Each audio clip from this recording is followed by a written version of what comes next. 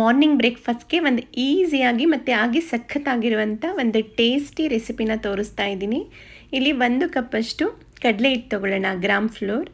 ಈಗ ಇದಕ್ಕೆ 1 ಸ್ಪೂನಷ್ಟು ಅಕ್ಕಿ ಹಿಟ್ಟು ಹಾಕ್ಕೊಳ್ತಾ ಇದ್ದೀನಿ. ಹಾಗೆ 1/4 ಸ್ಪೂನ್ ಅರಿಶಿನ ಮತ್ತು ರುಚಿಗೆ ತಕ್ಕಷ್ಟು ಉಪ್ಪು ಸೇರಿಸ್ಕೊಂಡು ಚೆನ್ನಾಗಿ ಮಿಕ್ಸ್ ಮಾಡ್ಕೊಳ್ಳೋಣ.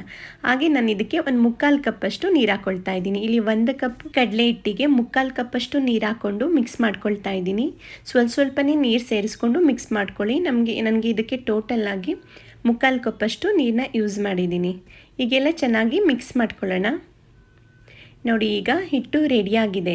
ನನಗಿದನ್ನು ಸೈಡಲ್ಲಿ ಇಟ್ಕೊಂಡು ಸ್ವಲ್ಪ ಮೇಲ್ಗಡೆ ಹಾಕೊಳ್ಳೋದಕ್ಕೆ ಸ್ವಲ್ಪ ವೆಜಿಟೇಬಲ್ಸ್ನ ಕಟ್ ಮಾಡ್ಕೊಳ್ಳೋಣ. ಇಲ್ಲಿ ಕ್ಯಾಪ್ಸಿಕಮ್ ತೊಗೊಂಡಿದ್ದೀನಿ, ಹಾಗೆ ಟೊಮೊಟೊ ಮತ್ತು ಈರುಳ್ಳಿ ಮತ್ತು ಕ್ಯಾರೆಟ್ ತುರಿ, ಈ 4 ಸಣ್ಣಗೆ ಹೆಚ್ಕೊಂಡು ಇಟ್ಕೊಂಡಿದ್ದೀನಿ. ಕ್ಯಾರೆಟ್ನ ತುರಿದು ಇಟ್ಕೊಂಡಿದ್ದೀನಿ. ನೀವು ಇದಕ್ಕೆ ಸ್ವಲ್ಪ ಪನ್ನೀರ್ ಸಹ ಯೂಸ್ ಮಾಡ್ಬೋದು, ಇಲ್ಲ ಜೋಳ ಸಹ ಹಾಕೋಬೋದು. ನೆಕ್ಸ್ಟ್ ನೋಡಿ, ತವ ಬಿಸಿಯಾಗಿದೆ. ಈಗ ದೋಸೆ ಥರ ಸ್ಪ್ರೆಡ್ ಮಾಡ್ಕೊಳ್ಳೋಣ. ಈ ರೀತಿ ತೆಳುವಾಗಿ ದೋಸೆ ಥರ ಸ್ಪ್ರೆಡ್ ಮಾಡಬೇಕು.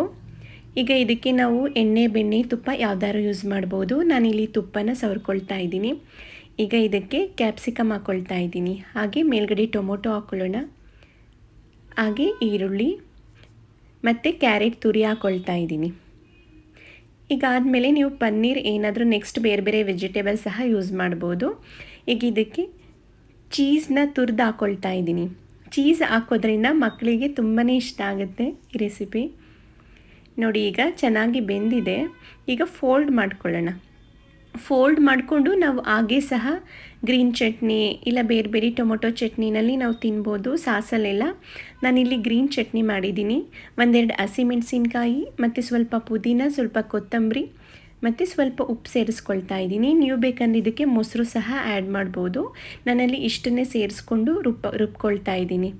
ನೋಡಿ, ಗ್ರೀನ್ ಚಟ್ನಿ ರೆಡಿಯಾಗಿದೆ. ಇದ್ರ ಜೊತೆಗೆ ಒಂದು ಒಳ್ಳೆ ಚೀಸ್ ದೋಸೆ ಇಲ್ಲ ಬೇಸನ್ ದೋಸೆ ಅಂತಲೂ ಕರಿಬೋದು. ಒಂದು ಒಳ್ಳೆ ದೋಸೆ ಗ್ರೀನ್ ಚಟ್ನಿ ಜೊತೆ ರೆಡಿಯಾಗಿದೆ. ಒಂದ್ಸಲ ಟ್ರೈ ಮಾಡಿ. ಅದರಲ್ಲೂ ಮಕ್ಕಳಿಗಂತೂ ತುಂಬಾ ಇಷ್ಟ ಆಗುತ್ತೆ. ಲಂಚ್ ಬಾಕ್ಸ್ಗಂತೂ ಒಂದು ಒಳ್ಳೆಯ ರೆಸಿಪಿ ಅಂತಲೇ ಹೇಳ್ಬೋದು.